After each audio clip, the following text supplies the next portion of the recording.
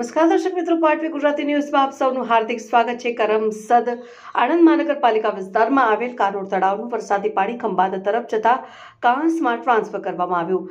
આસપાસના રહીશોને પાણી ભરાવાની સમસ્યાથી રાહત। કરમસદ આણંદ મહાનગરપાલિકા વિસ્તારના નગરજનોને ચોમાસાની ઋતુ દરમિયાન વરસાદી પાણીએ ભરાવાથી કોઈપણ જાતની મુશ્કેલી કે તકલીફ ન પડે તે હેતુથી કરમસદ આણંદ મહાનગરપાલિકાના કમિશનરશ્રીના સીધા માર્ગદર્શન હેઠળ મનપાની ટીમ દ્વારા પૂર્વ સૂચિત અને તાત્કાલિક પગલાં લેવામાં આવી રહ્યા છે। કરમસદ આણંદ મહાનગરપાલિકા વિસ્તારમાં આવેલ કાનોડ તળાવમાં શહેરની સ્ટોર્મ વોટર લાઇન મારફતે આશરે 50% જેટલું વરસાદી પાણી એકત્રિત થતું હોય છે। ભારે વરસાદની સ્થિતિમાં આ તળાવ ઓવરફ્લો થવાની શક્યતા ઊભી થાય છે, જેથી આસપાસના રહેણાંક વિસ્તારોમાં પાણી ભરાઈ જવાની સમસ્યા સર્જાઈ શકે છે। સંભવિત સ્થિતિને પહોંચી વળવા માટે મનપા તંત્ર દ્વારા સહેજ પણ વિલંબ કર્યા વિના યુદ્ધના ધોરણે કામગીરી હાથ ધરવામાં આવી છે।